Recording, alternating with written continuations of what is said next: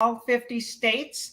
We will go through national questions first, and then we will do some Texas state questions towards the end.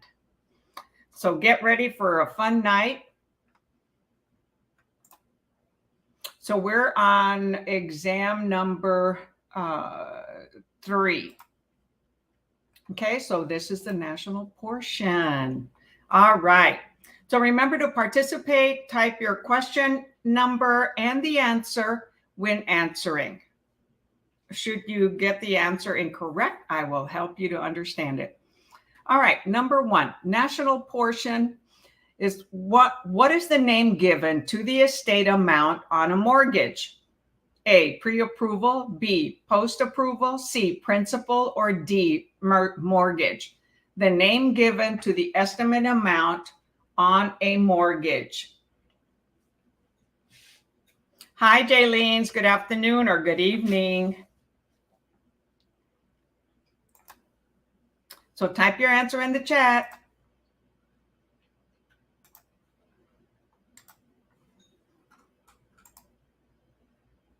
Yes, so the answer here, the estimate is considered a pre-approval.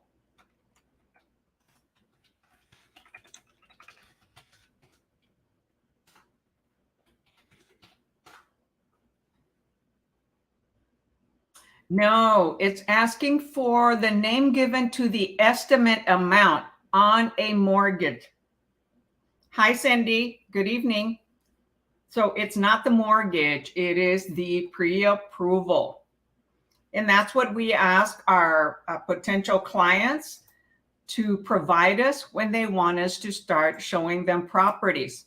We ask for a pre-approval. We develop a dialogue with them and ask for the pre-approval so that we know that they are ready, willing, and able to purchase. Willing and able to purchase. Sorry about that. Okay, number 2.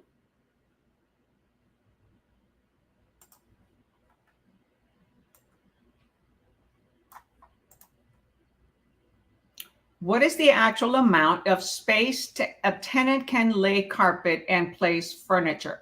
A, usable square footage, B, rentable square footage, C, common areas, or D, service areas?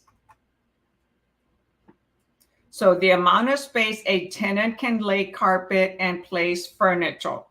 Furniture.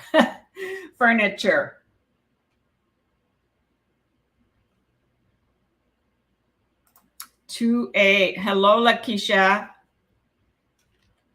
Thank you for joining us tonight. Yes, the answer is usable square footage.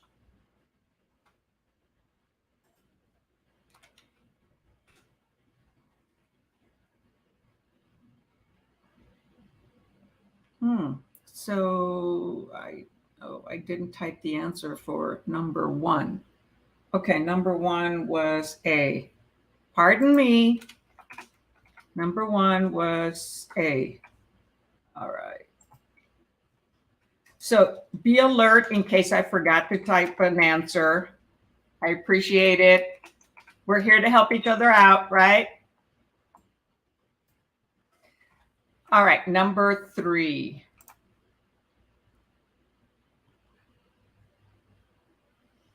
What is the name given to an amount of money borrowed to facilitate the purchase of a property? A, escrow, B, interest, C, down payment, or D, principal? Amount of money borrowed to facilitate the purchase of a property.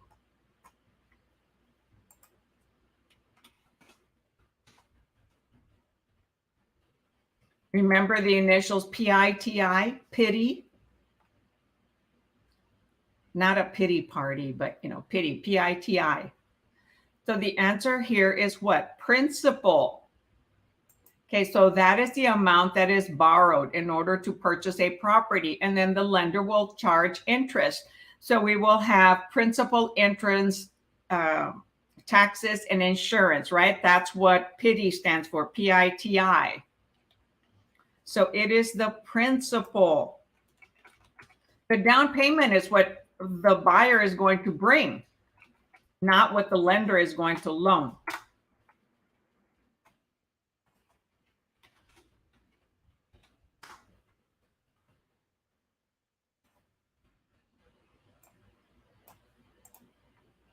Got it? It's not the down payment, it is the principal amount. Number 4, what type of mortgage loan is made available through the United States Department of Veterans Affairs? A, blanket mortgage, B, balloon mortgage, C, graduated mortgage, or D, a VA mortgage? Through the Veterans Affairs.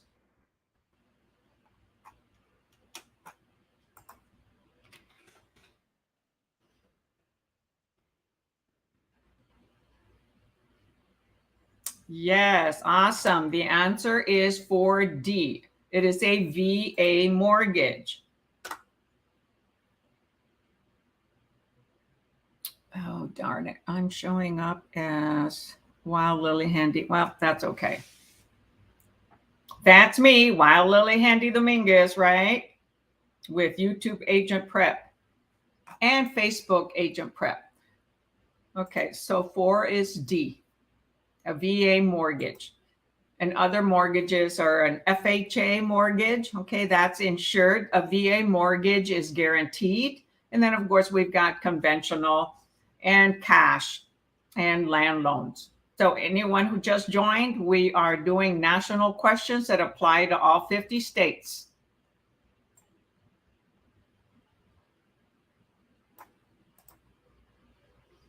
All right, number 5. What is the value obtained by deducting applied payments from original amortization? A, full term, B, paid term, C, principal term, or D, remaining term? The value obtained by deducting applied payments from original amortization.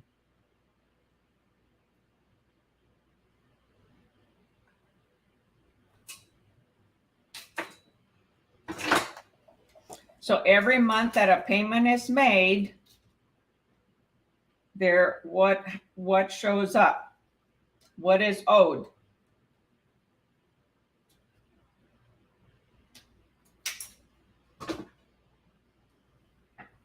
Yes, it is called the remaining term.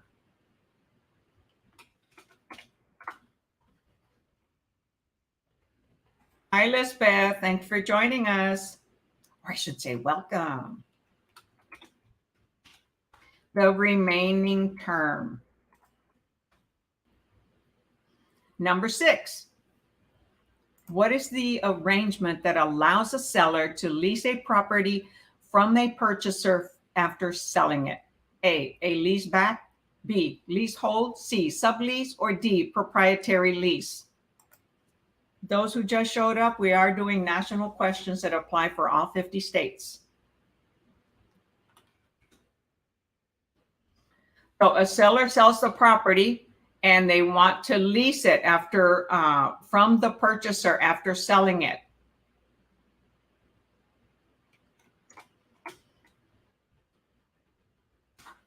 And yes, it is a lease back. So seller sells it to the purchaser, and this happens a lot of times on commercial property. And they sell it because they want the funds to work with, okay, and then they lease it back. All right, number 6.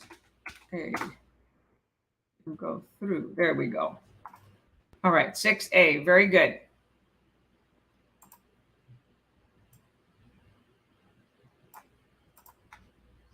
Number 7.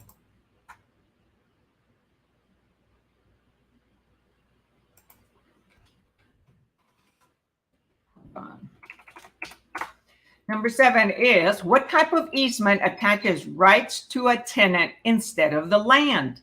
A, easement appurtenant, B, easement in gross, C, prescriptive easement, or D, all of the above?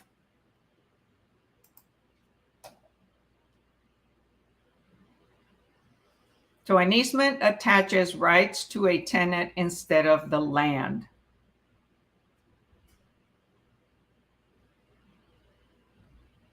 Right? Easement and gross.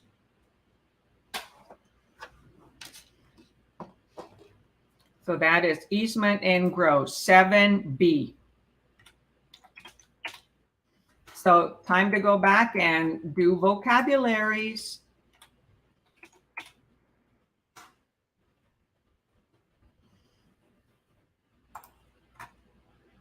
Number 8. So moving right along. What is the penalty charged for paying back a loan ahead of the scheduled payment plan?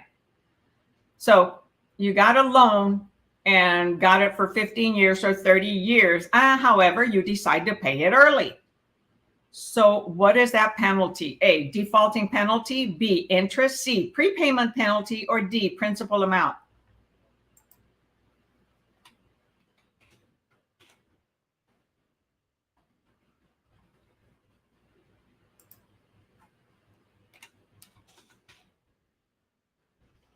Yes, you're on a roll, Lisbeth. A, C, prepayment penalty. Very good, Lakeisha. Prepayment penalty. And that'll be in the deed of trust or in other states on the mortgage, where it explains about the prepayment penalty.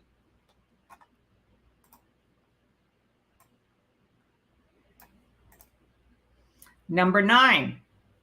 What is an insurance premium paid by the buyer to the lender in order to protect the lender from default on a mortgage? You know, lenders always want to be protected for the amount that they are loaning, especially, FHA loans or low down payment loans.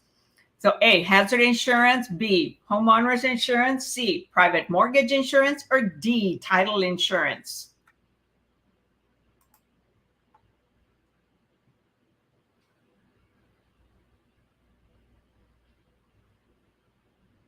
No, it is not D. So this is insurance premium paid by the buyer to the lender.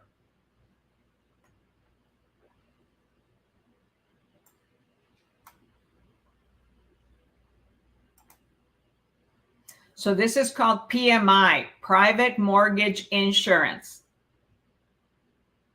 Okay, so lenders, when they're loaning more, less than 20%, okay, if they're loaning 80% or greater, they're going to charge property mortgage insurance, private mortgage insurance. So let's say from 81% to 100%, or any type of down payment that is less than 20%, the lender is going to charge private mortgage insurance. So it's an insurance that protects them from loss. The title insurance is to prove that the lender is protected, okay, from any history on the buyer. You know, there's owners title insurance, and there's title insurance to protect the lender.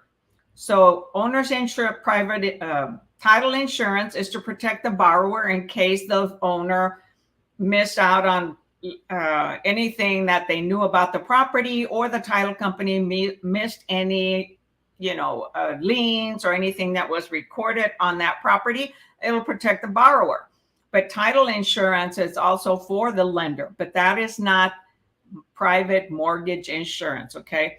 The private mortgage insurance is paid every month with the mortgage interest payment.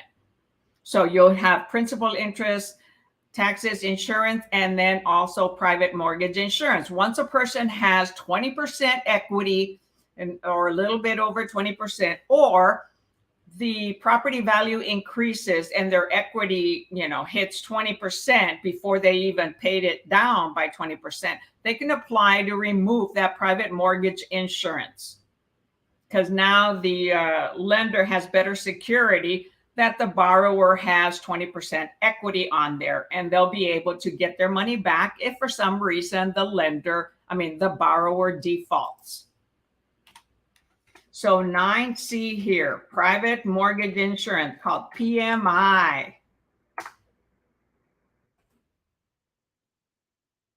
Title insurance happens during the purchasing process, during the closing process, okay, at the title company.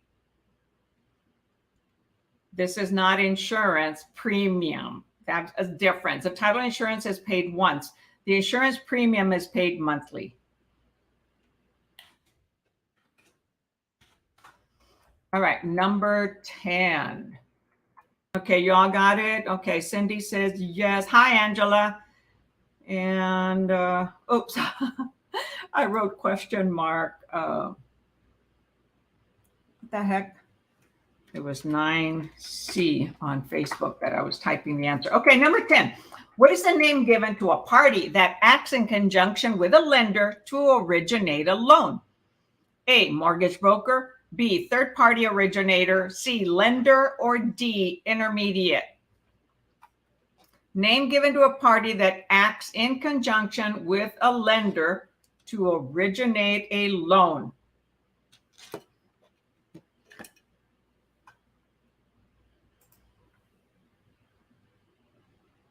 No, it is not. You would think it is the mortgage broker, okay, but that's actually, the mortgage broker is the middle person between the lender and the borrower. But this says with a lender to originate a loan. So the key word here is originate. So they are called third-party originators. Okay, very good, Cindy. Third-party originators. And they have to be licensed. So that was 10B.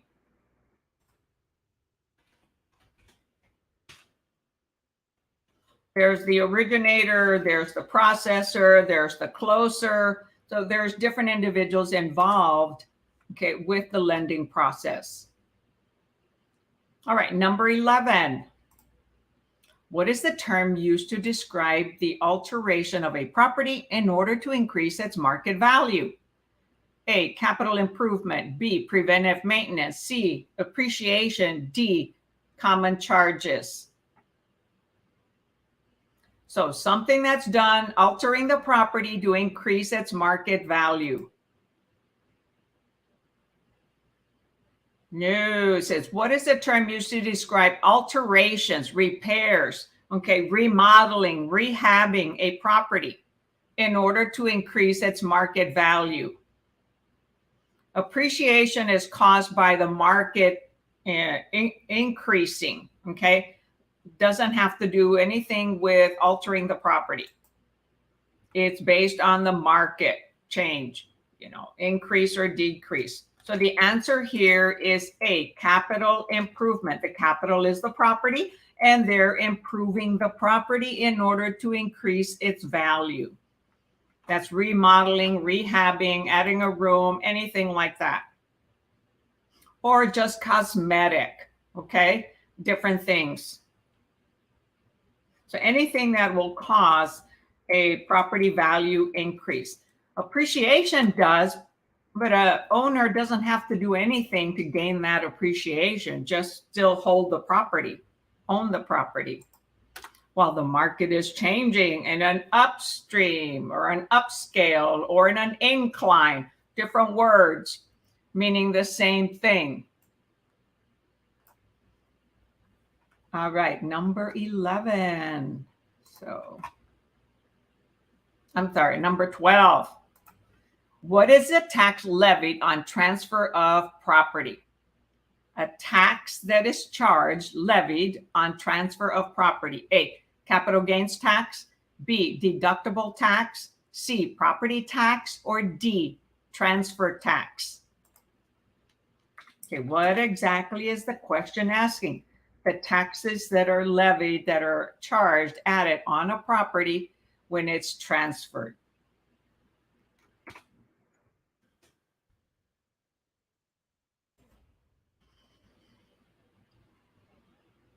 So the answer here is D, transfer tax.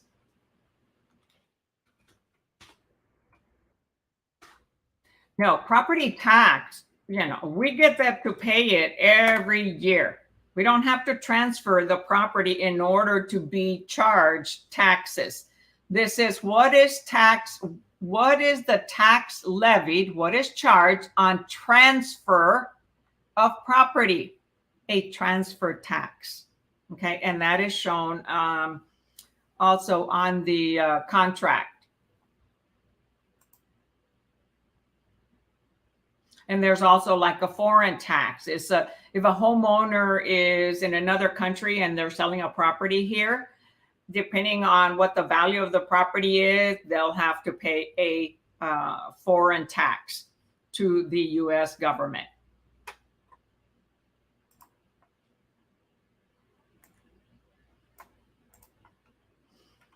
Okay. So that was a transfer tax. All right, number 13. Which of the following is an appraisal method in real estate? An appraisal method in real estate. A, sales comparison approach. B, cost approach. C, income approach. Or D, all of the above. An appraisal method in an appraisal method in real estate. Remember, there are different types of ways to appraise a property depending on the type of property. And yes, D, all of the above. So if there are properties to compare within the same neighborhood that are similar, then it's a sales comparison approach.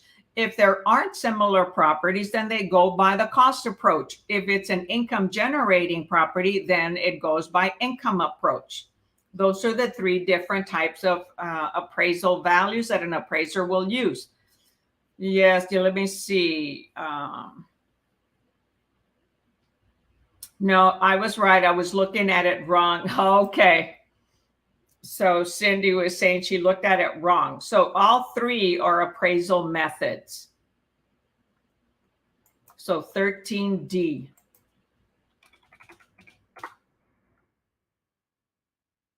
All right. So number 14. For at least how long must an asset be held before being sold to be categorized as long-term capital gains? A, 1 month. C, B, 6 months. C, 1 year. Or D, 2 years. So to be sold and be categorized as long-term capital gains.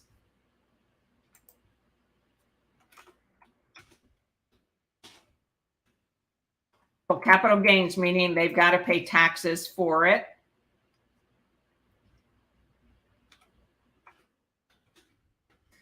And yes, the answer is 1 year. C, 14C. Now, if someone held it for 6 months or whatever, their capital gain tax is going to be higher because it wasn't held for at least 1 year. And if someone held it for 2 years and 1 day, they pay no capital gains if it's their primary residence and they lived in it 2 of the last 5 years. No capital gains. Remember, as a single person, they can gain non-taxable income profit up to $250,000. As a married couple, up to $500,000. And live in it 2 years, 1 day, and then sell it. Or live in it for 2 years and rent it a couple of years, as long as you live in it 2 of the last 5 years. So you sold it at year 4, you lived in it 2, you get tax-free profit. Okay. Number 15. Which of these is considered an operating expense?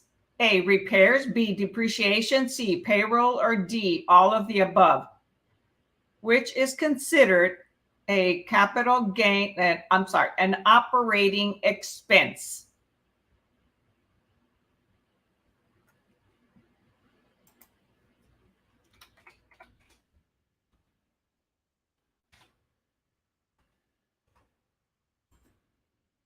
So repairs, depreciation, payroll, or all of the above?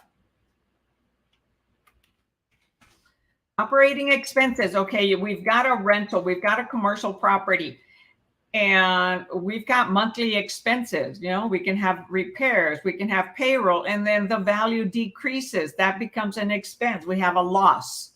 A depreciation is a loss. So all of the above are considered operating expenses.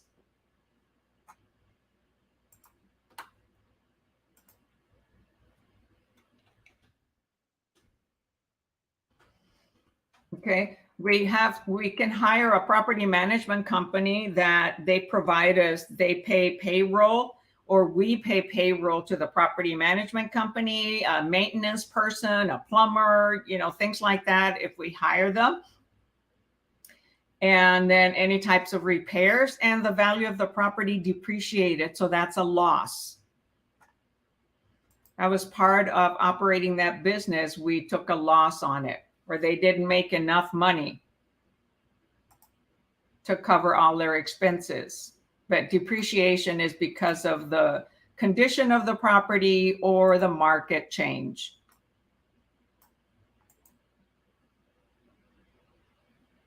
That's not going to work. 16.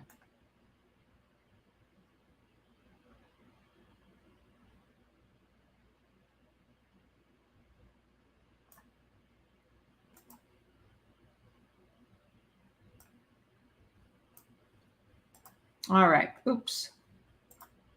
Number 16. So 15 was D. All right. 16. What is an unlawful detainer? Vocabularies, right? A, forcing rent payments for tenants who have already moved out. B, refusing to leave property despite expiration of termination or of lease. C, listing a property whose lease has not expired. Or D, subletting a property without permission from the landlord. So what is an unlawful retainer?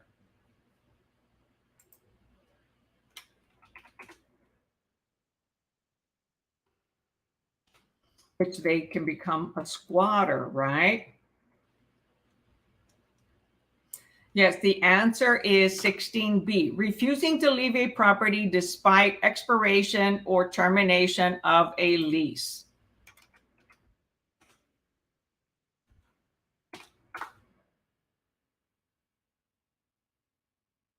All right, everybody got that one. Okay, number 17. What is the freeze placed on a mortgage loan for a period of time? A, cessation. B, amortization. C, rate lock. Or D, interest freeze. The freeze placed on a mortgage for a period of time.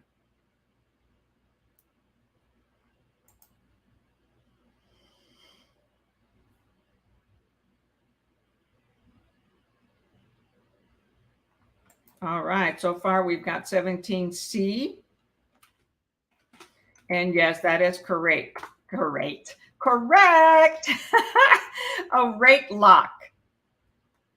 Right, if somebody's applying for a mortgage, they can get a rate lock for a certain period of time, a freeze, okay, on that interest rate.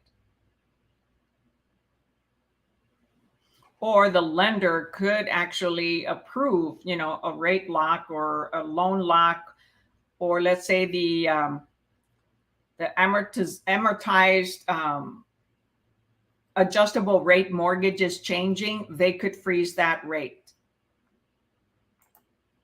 Hi, Alida. Thank you for joining us. We're doing national questions. Okay, so that was number 17.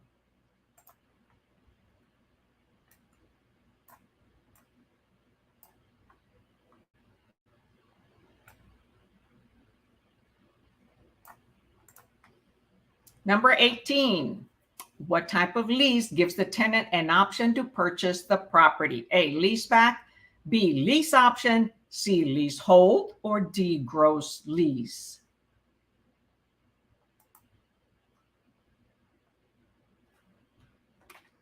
So gives the tenant an option to purchase the property.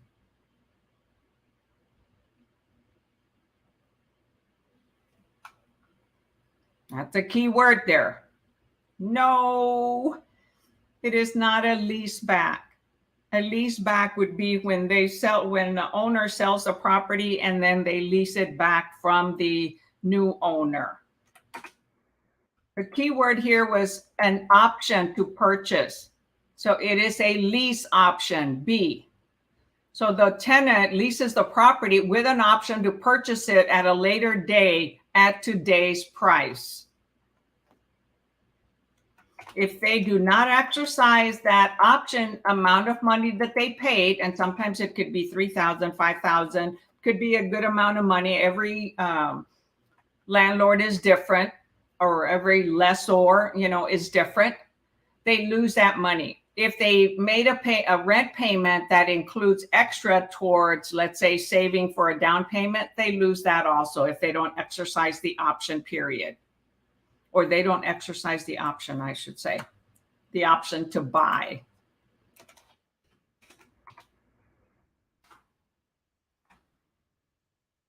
And so what do y'all think of this temperature we've been having? Up to 106. Woo! Even inside the house, it's hot. Well, I do raise the temperature to about 78, 79 to conserve energy. So it does feel warm.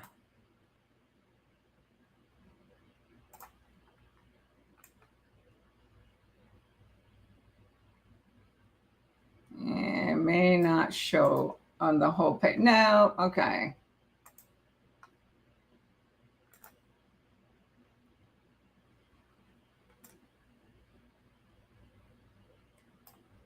Wow, I'm going to have to go really small here. Okay, let me try a different technique.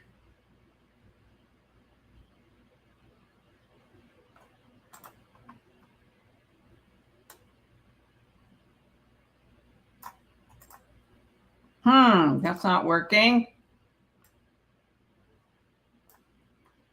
Did that work? No. Okay, there's 19, all on one page. Okay, yes, it's hot, right? Hot, hot, hot. Could be worse. Good thing is we've got hopefully air conditioning or ceiling fans or door fans, like when I grew up. All right, number 19. So 18 was B. What is conditioner capacity? Oh my gosh, here we are talking about cooling, right? Heat. A, this is the capacity of an air conditioner to heat or cool the room. B, the space used by an air conditioner. C, the strength of an air conditioner or the cooling capacity of an air conditioner and is measured in tons. What is the conditioner capacity? Most of you may not know this one, okay? Unless you've ever replaced an air conditioner or bought a property and you asked, what's the capacity of my air conditioner? Which will include, right, HVAC, heating, ventilation, AC. No, it is the capacity of an air conditioner to heat or cool the room. However, it is the cooling capacity of an air conditioner and is measured in tons.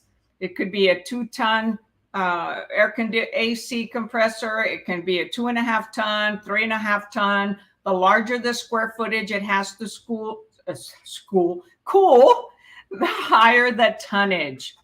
Hi, Rosaura. Good evening. So it is the cooling capacity of an air conditioner, and it is known as measured in tons.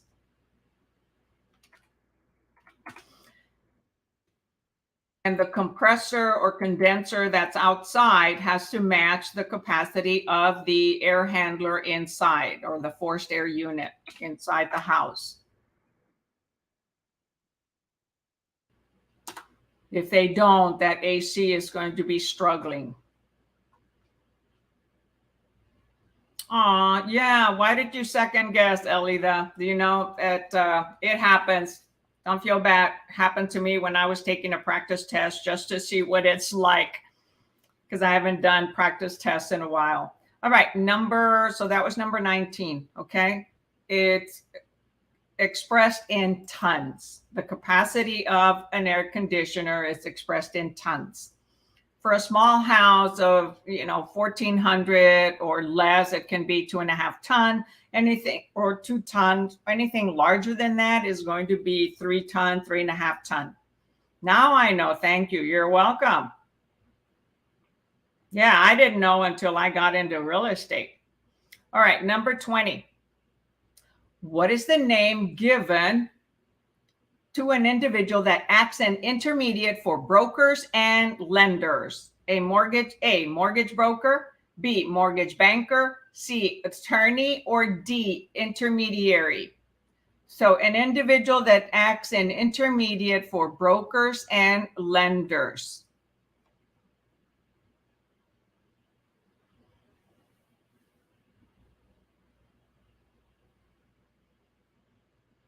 So brokers and lenders.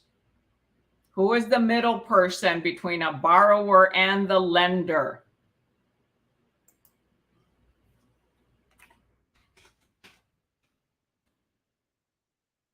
Yes, the answer is A, mortgage broker, right? A mortgage broker is a broker that deals with many different lenders and finds the best one to accommodate the needs of their borrower.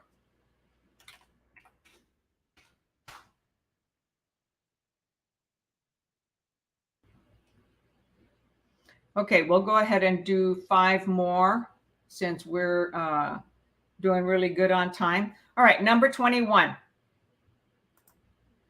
If a property is taxed at 30% with a tax levy of $105,000, what is its assessed value?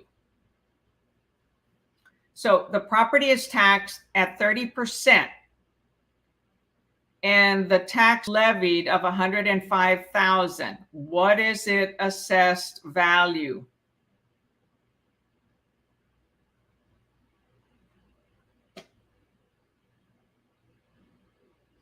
So pull out your calculators. So 30% of something gives us 105,000. So you use your T formula, right?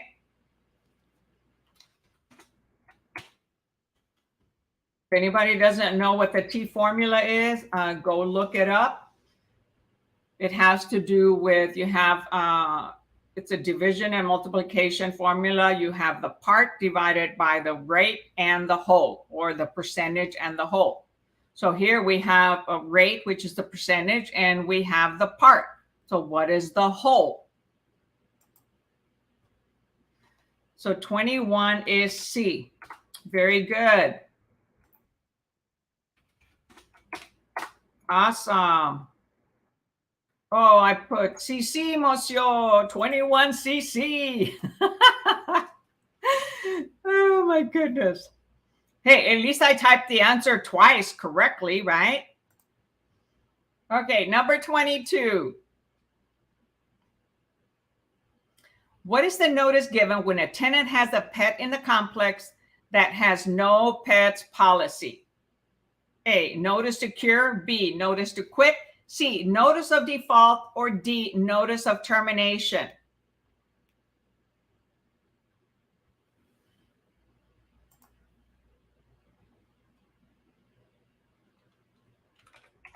So remember, there's different types of notices that are given. No, notice of default is what lenders do, okay? When a borrower is in default of making their monthly payment and the lender wants to let them know, hey, if you don't make the payment and cure it, we're going to go to foreclosure. So no, it is not notice of default. A tenant is given the opportunity to cure the situation. So it's called a notice to cure. Okay. It is called a notice to cure. They'll give them, maybe 5 days, 3 days, 7 days to remove the pet before they go to the next step and start charging fees until they remove the pet, or then they start to evict them. But it is called notice of cure. Notice of default, okay, is when the borrower hasn't made their monthly payment to the lender, and the lender says, hey, I want my money now, so I'm going to send you a notice of default. If not, I'm starting the foreclosure process according to the states. Notice of termination is for a contract that was signed, an individual or the broker can sign a notice of termination. Notice to quit is another process to quit. What's an example of notice to quit? And it's not, hey, notice to quit real estate. Well, it could be, but normally we would say notice to terminate my license. So notice to quit. Oh, I should have said is tenants. Used to put non-compliant tenants on notice that they must vacate. Okay, so it's a notice of eviction. It's a notice to quit the lease agreement. All right, so 22 is A, notice to quit. Number 23. What is a roof's vertical rise? Vertical, okay, vertical rise in inches divided by its horizontal span in feet. So got to pay attention to, vertical rise divided by horizontal. So is it A, depth, B, width, C, pitch, or D, length?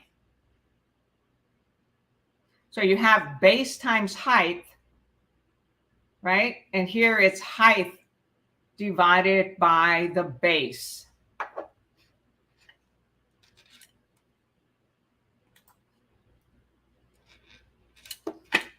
So the height, okay, the height divided by the base, okay? It is the pitch, not the width. The width would be base times height, which the base would be the width times the length, or width times the height. That would be, to get the square footage of a room. And in this case, the roof, okay, is a key word. Roofs, vertical rise. Roofs have a pitch, right? They could have a pitch, like this or straighter. Oh, I changed my hand. Okay. So it's the pitch of the roof. Is it flat? Is it horizontal? Diagonal? I can't do my hand. Okay. Or is it straight up? So it is C, pitch. Did I type it? So 23C. It's the pitch of the roof. Okay. So the key word here was the roof's vertical rise in inches divided by its horizontal span. Okay, in feet.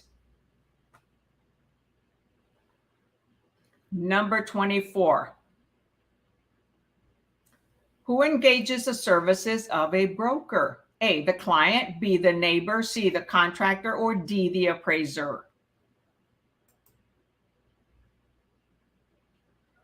Who hires a broker? Who has an agency relationship with a broker? Who hires the services of a broker? Because we are hired. We are paid by whom? A client, neighbor, contractor, or appraiser? Yes, by the client, right? We have a fiduciary relationship with a client. We sign an agreement with a client.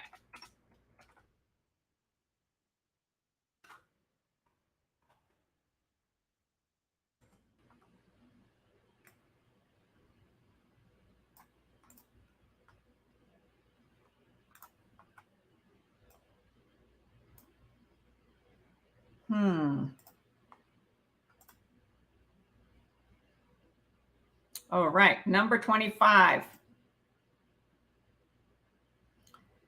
Right of way would be best defined as A, escheat, B, easement, C, right of ingress, or D, encumbrance. A right of way would be defined as, and it goes with the land, okay, when it's recorded.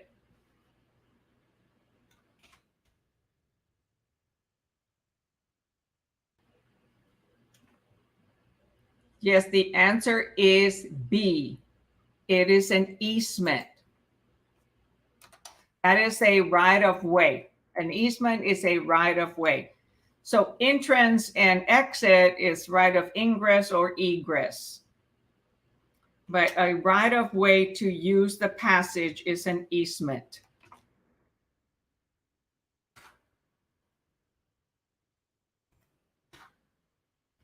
All right, so take a break while I convert to moving to to Texas state questions. Any questions on national?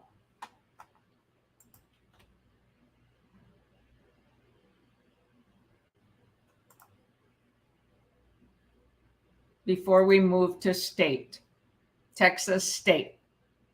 So anyone that's here that's from another state, you are welcome to stay, and sometimes you'll learn, what it's like on the state exam. And some questions can sometimes be similar. Certain particular laws, okay, are the majority of the laws are state specific, but there are some similarities in some states.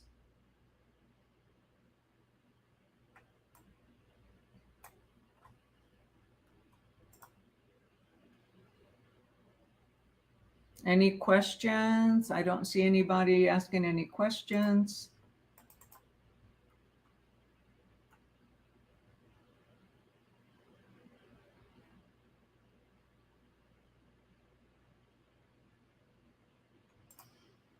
Okay, so we're going to do the Texas Real Estate Sales Exam book. It's the good old faithful old book that is awesome. And it's because it has 4 exams with the answers and explanations.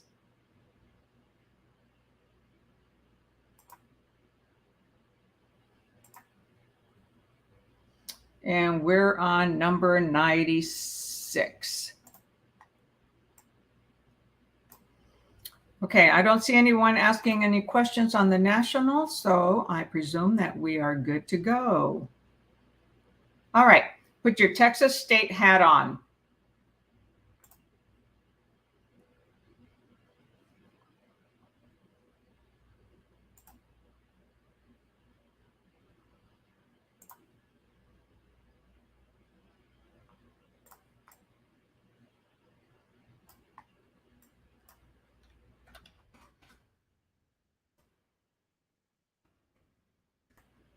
Okay, there we go. 96.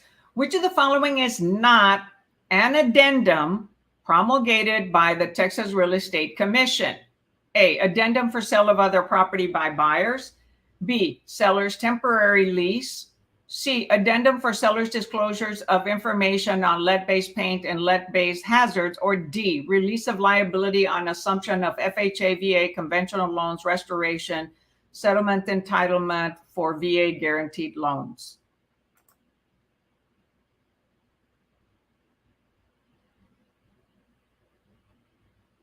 We did this one before, I think, on the other test. So it is not promulgated by TREC. It is a federal form. Yes, 96C, addendum for seller's disclosures of lead-based paint and lead-based paint hazards.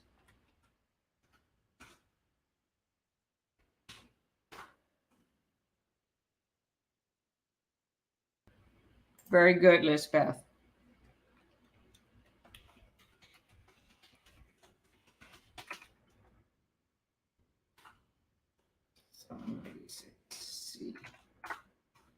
All right.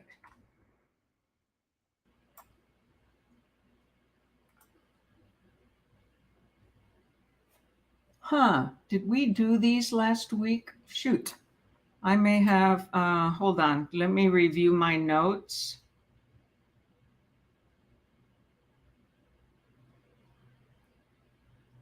Yes, we did these. Okay, we're on 96, but on a different exam.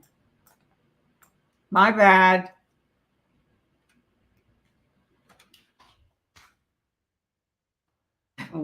We're actually on 96, but on a different exam. Because I think we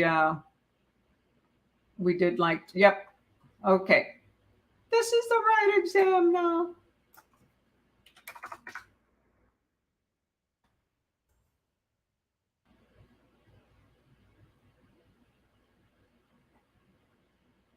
Okay, so number 96.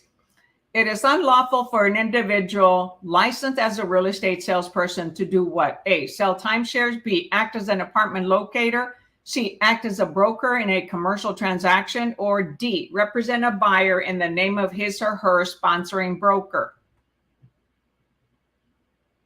So an individual licensed as a real estate salesperson, not a broker. Okay. So they are licensed as a salesperson. So, yep, I remembered it too. So is it A, unlawful for an individual licensed salesperson to act as an apartment locator, sell timeshares, act as a broker in commercial, or represent a buyer in the name of his or her sponsoring broker? It is unlawful. Okay, so a real estate salesperson cannot act as what? As a broker. That's right. 96C. And this is on exam number 2. 96C. So this was exam number 2.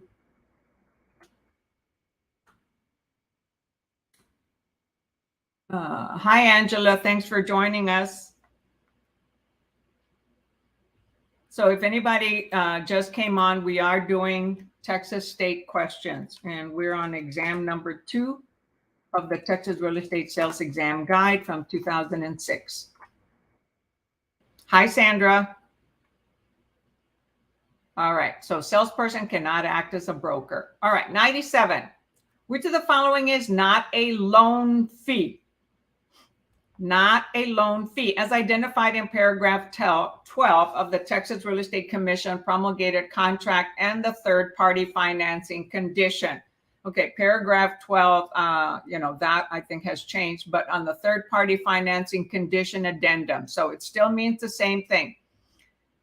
A buy-down fee. B, loan funding fee. C, loan origination fee. Or D, loan commitment fee. There's only one type of loan that does have the fee that is not a loan fee, okay, as identified in the real estate contract, promulgated contract. No, it is not a buy down fee. It is actually the loan funding fee. Now, VA loans do have a loan funding fee, but all other loans do not. So the VA is the exception to the rule. So it says a loan fee is defined term in the contract and includes only origination, discount, buy down, and commitment fees. A funding fee is usually used in connection with a VA loan and is not paid to the lender. Okay.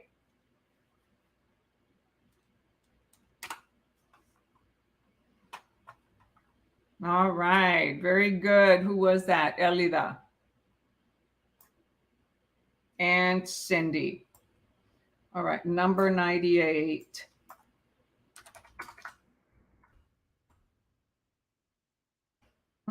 That's a long question.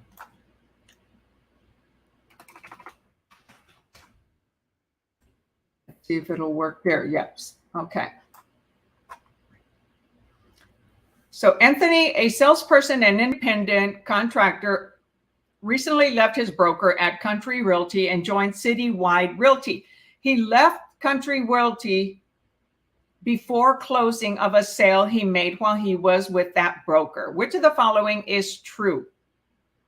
A, Anthony must forfeit the commission on the sale he made when he was with the old broker. B, Anthony is entitled to his commission to be paid by him by the Country Realty broker, even though he now has another broker. C, the Country Realty broker will pay the Citywide Realty broker who will split with Anthony. Or D, the seller will pay the Citywide Realty broker who will split with Anthony. So remember, the transaction started out with Country Realty. So who does the contract and the transaction belong to until it closes? That's how you've got to look at it. So Anthony is entitled to commission and it'll be paid by Country Realty broker because that's where the transaction transpired. Very good.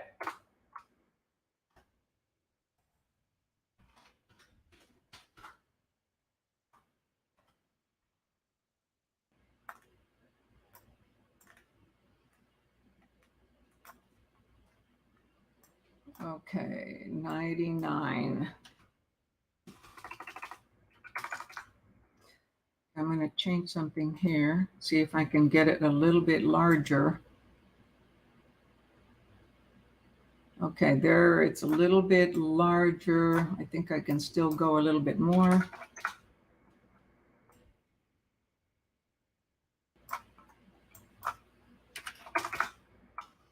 All right, an earnest money check has been returned to the title company, number 99, by the prospective buyer's bank, marked NSF, not sufficient funds. What should the listing agent do? A, inform the seller. B, redeposit the check. C, contact the buyer for an explanation. Or D, tell the title company to run it through again. So it has been so an earnest money check has been returned by the prospective buyer's bank. What should the listing agent do? Okay, what should the listing agent do? 99A, inform the seller. And we don't need an explanation from the buyer. We just need them to deposit the money. Okay, and more than likely at that point, they'll be required for a direct deposit, wire the funds, or money order or cashier's check. No more personal checks.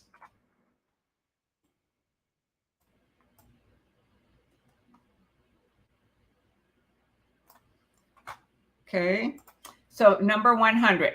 A tax deed lists both the wife and the husband as owners of the property in which they have taken up residence.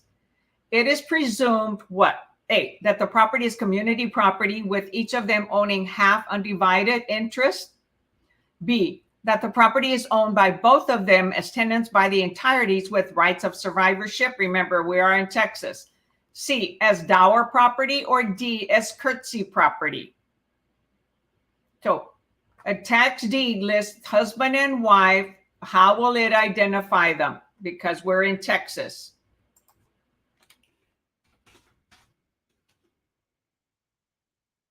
Yes, the answer is 100A.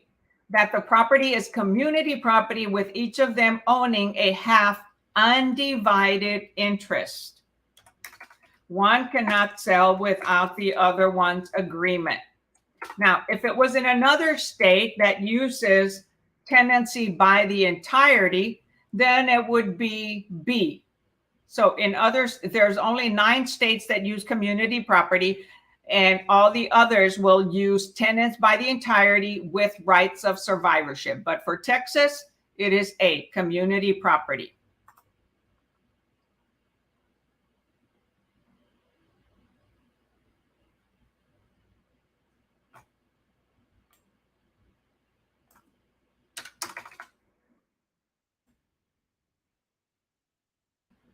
All right, number 101.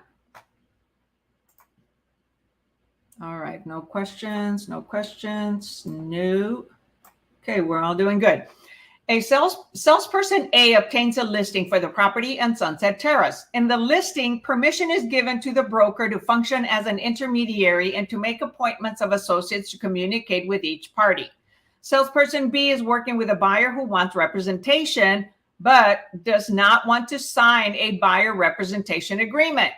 So salesperson B prepares an offer for the listing obtained by salesperson A, and both parties are given written notice that salesperson A is communicating with the seller and salesperson B is communicating with the buyer. Okay, but it says salesperson B is working with a buyer who wants representation but does not want to sign a buyer's representation agreement. Okay, main key thing to know there. So which of the following best describes what is taking place? A, this is properly done intermediary transaction. B, this is an illegal act under the provisions of the Texas Real Estate License Act. C, each of the parties has his or her own agent. Or D, the broker is functioning as a properly appointed intermediary. Okay, remember, in order to represent someone, we have to have a written agreement, right? So according to the question, it says that, you know, each salesperson is representing somebody. However, the buyer doesn't want to sign. So what does that mean? That they are not represented. Therefore, the second agent is a sub-agent. So it is not an intermediary transaction. It is not A. It is B. This is illegal act under the provisions of TRELA, Texas Real Estate Act. And that is the best answer because the other ones don't justify. Each of the parties has his or her own agent. No. Buyer is not represented. D, the broker is functioning as a properly appointed intermediary. No. Okay. So the answer here is B. So Texas Real Estate Transactions, Licensing Act, Section 1101.559, Texas Occupations Code requires written permission from each of the parties in order for the broker to function as an intermediary. So the broker cannot function as an intermediary. And the beginning, it says in the listing, permission is given to the broker to function as an intermediary and to make appointments. However, that broker cannot function as an intermediary. It's illegal because the buyer has not agreed to have the broker as an intermediary because they did not sign a buyer's representation agreement. Okay?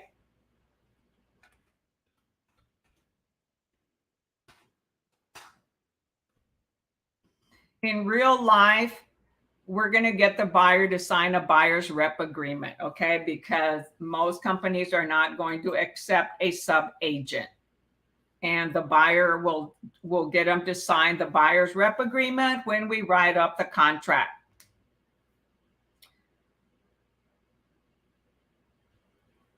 All right, so that must be, let's see. Vicky, okay, Vicky, sounds good. Listening works. All right, so 101B. It is illegal because listing says intermediary. They would have to change that because the broker is not intermediary. Number 102.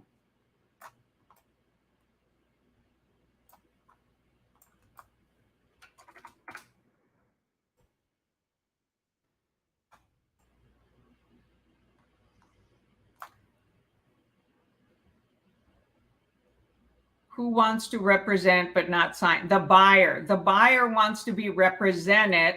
However, they don't want to sign a buyer's rep agreement. Therefore, they are not going to be represented. The agent that is writing the contract for the buyer is actually a sub-agent to the seller, and fiduciary duties are owed to the seller. But the situation said that the listing agreement said intermediary, so the broker is not in an intermediary position. 102, which of the following is not listed as included in the property to be conveyed in paragraph 2 of the Texas Real Estate Commission? form 1 to 4 family residential contract for resale. Okay. A, window air conditioning units. B, a freestanding stove or range. C, a self-contained spa with cover and heater. Or D, gas-fueled fireplace, logs, and fireplace screens. Yes, sometimes we do have to read the questions 2 or 3 times before answering them.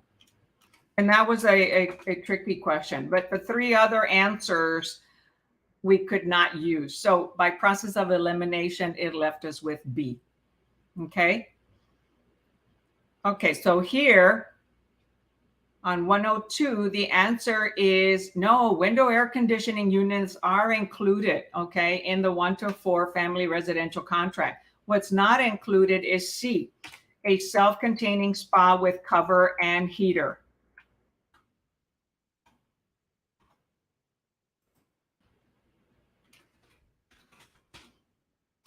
Go back and review your contract and look at that section. It's on paragraph 2, the first page.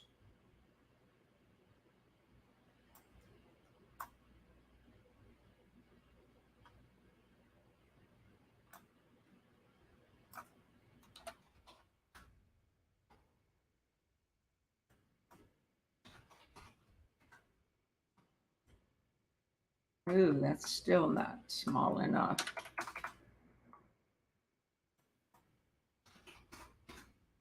All right, 103. All right, under the Texas Real Estate License Act, known as TRELA, okay, all of the following actions are caused to suspend or revoke a license by a broker or salesperson, except, okay, one of them is not. A, revealing to an owner an offer that is well below market value. B, acting in dual capacity of broker and undisclosed principal in any transaction. C, failing to specify a listing contract a definite termination date that is not subject to prior notice. Or D, placing a sign on real property offering it for sale, lease, or rent without the written consent of the owner or his or her authorized agent. Okay, so all of them are actions to suspend, okay, except for one.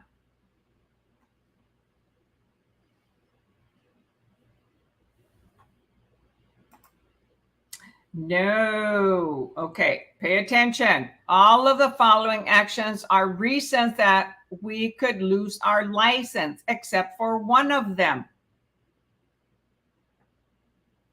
No. A, revealing to an owner an offer that is well below fair market value. Okay, we don't lose our license for that, right? We report all offers. We submit all offers. D, in order to place a sign on real property offering it for sale, lease, or rent, we have to have written consent of the owner, okay, and of his or her authorized agent, and they don't have that. Okay, so it says they're doing it without the written consent. C says failing to specify a termination date in the listing. Listings and contracts have a start and an end. Acting in dual capacity, broker and undisclosed principal in any transaction, must disclose. So the only correct answer here is A, revealing an owner an offer that is well below fair market value. It's okay, right? They may not like it, but that's what we got. And so we have to present it. So for that one, we won't lose our broker or salesperson license or get it revoked.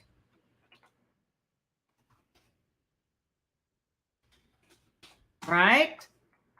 Right. Yes, failing to specify in a listing contract a definite termination date. Right. We have to specify a termination date. So the only one you can't hear, who else cannot hear me? I haven't had anybody say they can't hear me, so it could be on your end.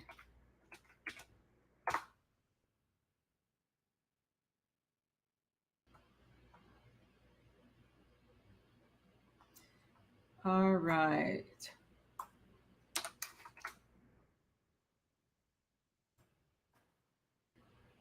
Okay, so, okay, you can hear me now.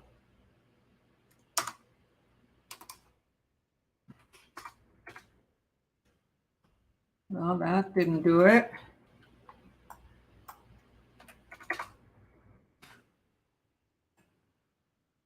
Oh, that's a long one. Okay, it's going to come out really small. Whoa. Okay, that's a long one. All right, so you may have difficulty seeing it on your screen. So listen carefully.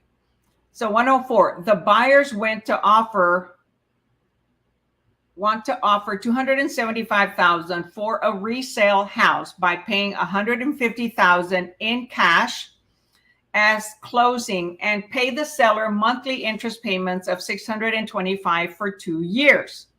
So they're going to be making monthly payments to the seller, $150,000 down. At the end of the 2 years, the buyers will pay the final $625 interest payment, okay, because it says they're paying interest payments only, not principal and interest. So at the end of 2 years, the buyers will pay the final $625 of interest payment and the outstanding principal amount of $125,000. In preparing the offer to purchase using Texas Real Estate Commission promulgated forms, the buyer's agent will do what? A, write the details of the 2-year interest only loan in special provisions, paragraph 11, since it deals with the business details of seller of transaction. B, use the 1 to 4 contract paragraph 4 and the seller financing addendum to define the proposed financing terms. C, call the listing agent for instructions on how seller wants to set up the business details of the transaction. Or D, write it as a cash offer with details of the seller carryback defined in separate agreement that will be drawn by seller's attorney at closing. And so it says we're using Texas Real Estate Commission promulgated forms. All right, so which one would it be? It's seller financing, right? So they would be using, instead of a third-party financing, it'll be the seller financing addendum, which is a promulgated form. Very good. Hey, Kevin, good to see you back.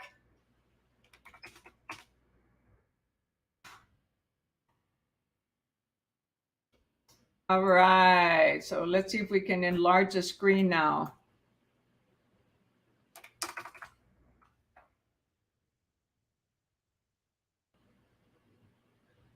Okay, yes. I like the larger text. Okay, 105. So 104 was B, right? Use the seller financing form, and on there we specify the terms that the buyer is offering. Jessica owns a rental property that is rented to a tenant and in which her husband has no ownership. Jessica wants to sell the property. Who is required by Texas law to sign the listing agreement and the deed?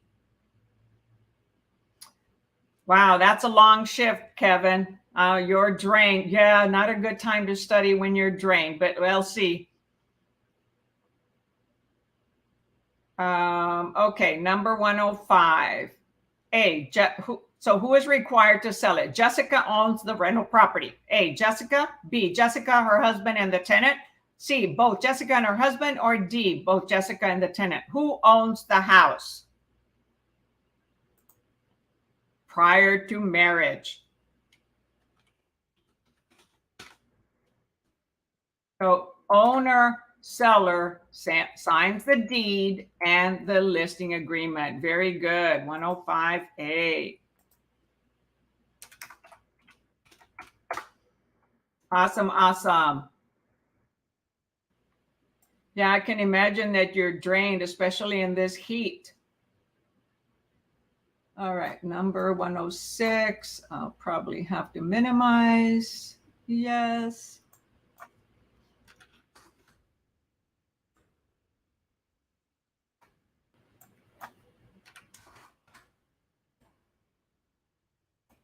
Aw, I hate this. I need to find a better solution here. Make it really small. Okay, number 106. So I wonder what happens if I do this. Well, it's a little bit bigger. Oh, no, can't do that. All right, 106. In walking through the Miller mansion with her customer, an out-of-state buyer, salesperson Judy Jones, notices that there's evidence of recent flooding in a corner of the utility room. Knowing that the dry season has already begun, Judy decides to keep the information to herself. Her conduct is what? Judy is the salesperson, right? A, acceptable because she is not the employee of the listing agent. B, unacceptable because she must disclose pertinent facts about the property. C, acceptable because she does not represent the seller. Or D, unacceptable because as a real estate licensee, she is a subagent of the seller. So salesperson Judy Jones notices that there is evidence of recent flooding in the corner, and she's working with a customer, out-of-state buyer. Okay, but this is something that she's aware of. So what do we do when we're aware of something?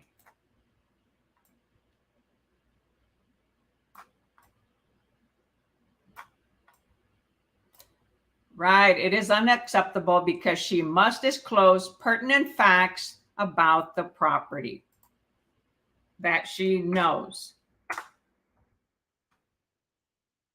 Can't disclose something we don't know. However, we can ask and find out what the area is like.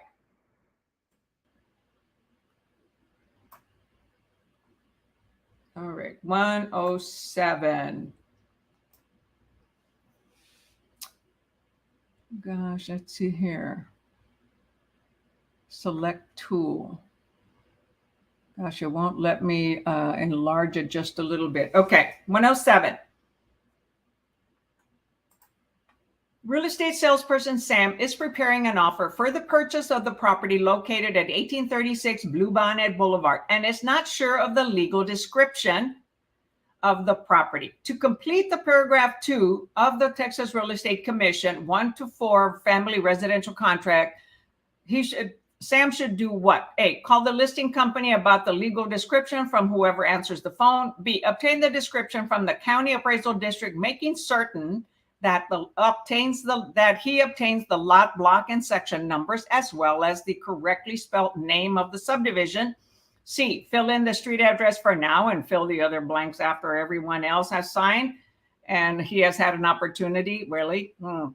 D, use the information given in the MLS data, even though he is reasonably certain that it is incomplete and probably inaccurate. So which one is accurate? Where do you go to? To the source, right? And what is the source here?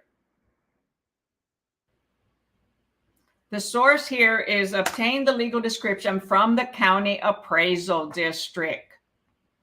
Every county has its appraisal district.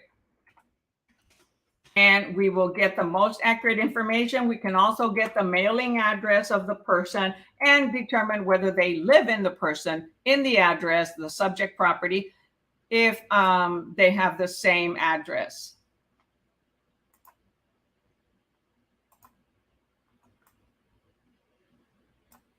So very good, 107B. Number 108. Which of the following is authorized by statute of promulgated forms for mandatory use by real estate brokers and salesperson? A, Broker Law Committee. B, Texas Association of Realtors. C, Texas Real Estate Commission. Or D, Texas Attorney General's Office. Which one is authorized by statute to promulgate forms? Who do we get our license from?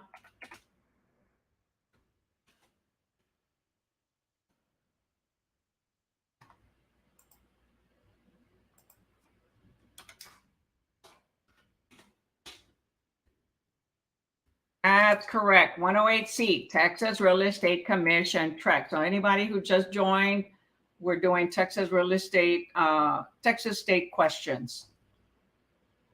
So 108C. 109. According to TREC, Texas Real Estate Commission, canons of professional ethics and conduct, to whom do Texas brokers owe the duties of fidelity, integrity, and competency?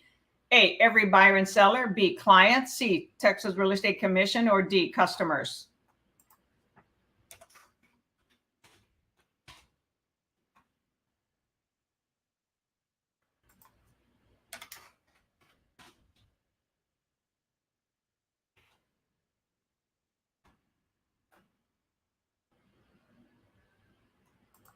Yes, awesome. We owe those fidelity, integrity, and competency to our clients. We owe honesty and fairness to customers. Okay, number 110. Which of the following is not, not registered, licensed, certified, or regulated by the Texas Real Estate Commission? A, appraisers. B, residential service contract companies. C, residential rental locators. Or D, easement and right-of-way agents. Okay, get this one right. Who does TREC not license? They have their own licensing board.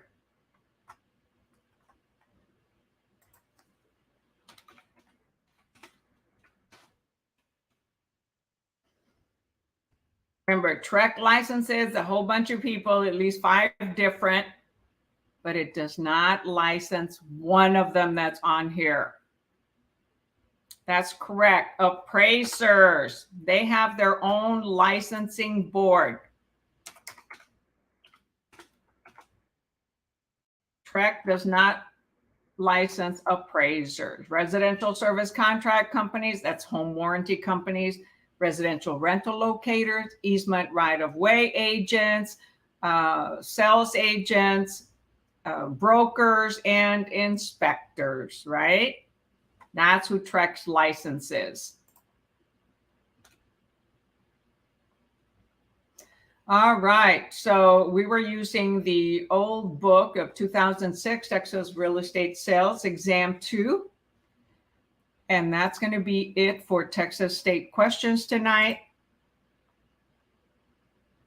Yes, I love to swim and scuba dive and snorkel. Okay, so hopefully this session was helpful to you tonight and it helps you prepare. Please, if you don't pass your exam the first, second, third, fourth, fifth time, don't give up. Keep at it. Okay, keep at it. Some of my students have taken 6 to 10 times, okay, to pass their exams.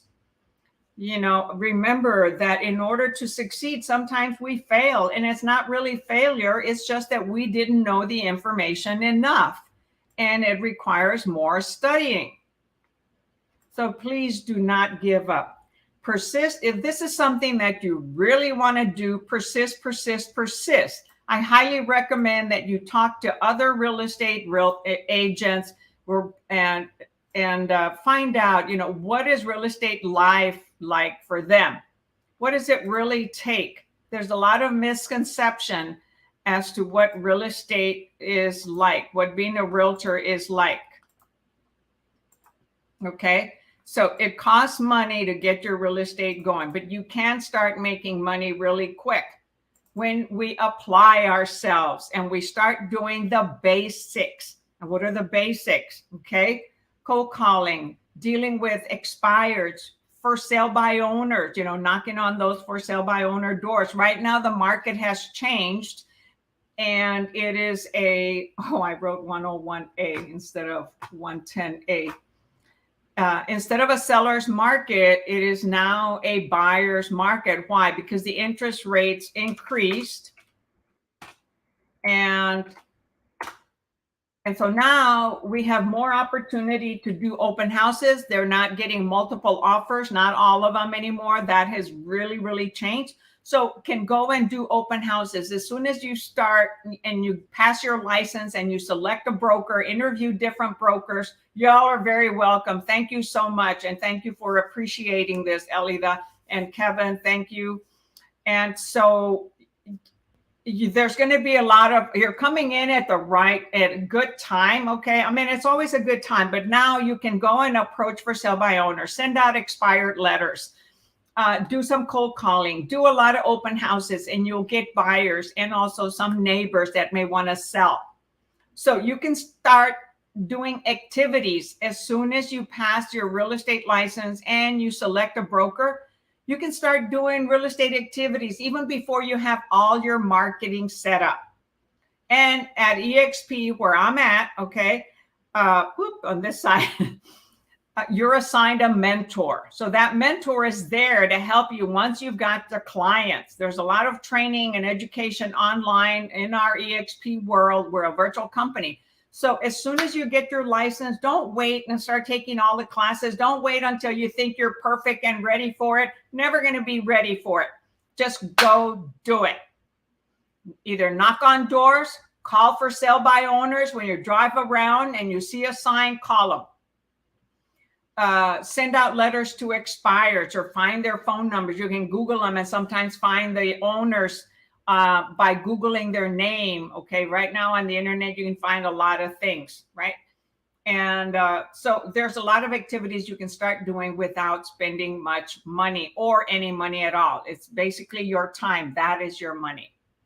Okay, you all. So if you haven't been to my YouTube channel, YouTube Agent Prep, please go there and tap the subscribe button, click that little bell so you're the first to get notified every time I go live, and you get an alert when I post it. And also tap that thumbs up. Give me a thumbs up. Okay, not a thumbs down. You know, if you can't say anything nice, don't say anything. But I get it. You know, not everybody's gonna like me. I'm not here to please everybody. I'm here for those who want to really learn the concept by doing questions and answers and vocabulary. So until next time, y'all, catch you all later. Remember, these are all recorded, and watch the series 2022 Q&A. And then there's a second series, and watch the vocabulary series. All right, catch y'all later.